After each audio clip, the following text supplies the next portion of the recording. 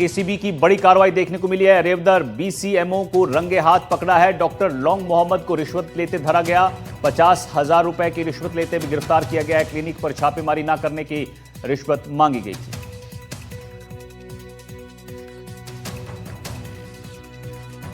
तो बड़ी खबर आपको चित्तौड़गढ़ से बता रहे हैं। एसीबी की बड़ी कार्रवाई देखने को मिली है। रेवदर बीसीएमओ को रंगे हाथ पकड़ा गया है। लौंग मोहम्मद को रिश्वत लेते पकड़ा गया है। डॉक्टर प्रवीण चौधरी ने हमसे संपर्क किया था। वो होम्योपैथिक डॉक्टर है, मंडार है। उनका शिव क्लिनिक नाम से वो क्लिनिक चला रहे हैं। इन्होंने हमें शिकायत की थी कि यहाँ के बीसीएमओ श्री लौंग मोहम्मद जी जो पिछले 6 माह से इनको रिश्वत बंदी के रूप में पैसा ये मांग रहे हैं होम्योपैथिक का क्लिनिक चलाने के लिए।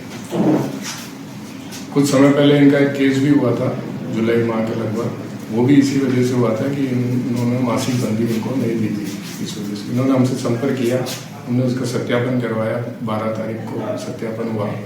उसके बाद से हम लगातार इन पर निगरानी रखे हैं। ये लौंग मोहम्मद जी की और भी शिकायत हमारे को मिल रही है कि ये यहाँ बंगाली और इस टाइप के जो भी डॉक्टर्स हैं उनसे भी वसूली करते हैं और रिश्वत के रूप में और ये बंदी मासिक बंदी इकट्ठी करते हैं। उधर जोधपुर से बड़ी खबर मिल रही है। रिश्वतखोर पुलिस कांस्टेबल को गिरफ्तार किया है। 20,000 रुपए की रिश्वत ले रहा था और अब इसको रंगे हाथ पकड़ा गया है। कार्रवाई की भनक लगते ही एएसआई फरार हो गया। एएसआई प्रेमनाथ मौके से फरार हुआ है। मुकदमे में परिवादी का नाम जोड़ने की धमकी दी थी। फंसाने की धमकी देकर 30,000 रुपए की रिश्वत यहां मांगी गई थी। तो कांस्टेबल को गिरफ्तार कर लिया, लेकिन एएसआई फरार है और मुकदमे में परिवादी का नाम जोड़ने की यहां धमकी दी गई थी। 30,000 रुपए की मांग की गई थी।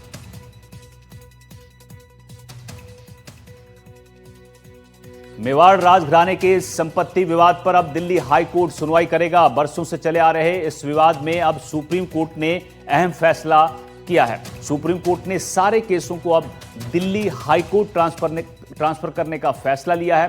क्या है पूरी खबर, आपको इस रिपोर्ट में समझाते हैं।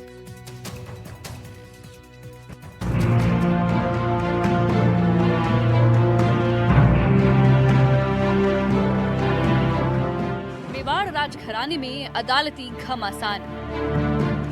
आमने सामने लक्ष्यराज, पद्मजा, परमार। संपत्ति विवाद पर आया सुप्रीम आदेश। सभी केस होंगे दिल्ली कोर्ट में ट्रांसफर। दिल्ली हाई कोर्ट में अब निर्णायक लड़ाई। मेवाड़ राजघराने में लंबे समय से चल रहा संपत्ति विवाद अब एक नई कानूनी दिशा में मुड़ गया है। सुप्रीम कोर्ट ने साफ शब्दों में कहा है कि इस मामले से जुड़े सभी केस अब अलग अलग अदालतों में नहीं चलेंगे। देश की सर्वोच्च अदालत ने आदेश दिया है कि मेवाड़ राजघराने से जुड़े सभी संपत्ति विवादों को दिल्ली हाईकोर्ट में ट्रांसफर किया जाए। ये मामला उदयपुर स्थित city palace, HRH hotels group समेत अन्य संपत्तियों पर कंट्रोल को लेकर है। ये विवाद लक्ष्यराज सिंह मेवाड़ और उनकी बहन पद्मजा कुमारी परमार के बीच चल रहा है। सुप्रीम कोर्ट में दायर याचिका में महाराज अरविंद सिंह मेवाड़ की वसीयत की वैधता को चुनौती दी गई। अब ये मामला अलग अलग जगहों पर चल रहा था, जिससे सुनवाई में देरी और कानूनी उलझनें बढ़ रही थी। सुप्रीम कोर्ट ने माना कि एक ही विवाद पर कई अदालतों में सुनवाई न्यायिक प्रक्रिया के लिए ठीक नहीं है। इसी को देखते हुए सभी मामलों को एक जगह यानी दिल्ली कोर्ट में स्थानांतरित करने का निर्देश दिया गया है।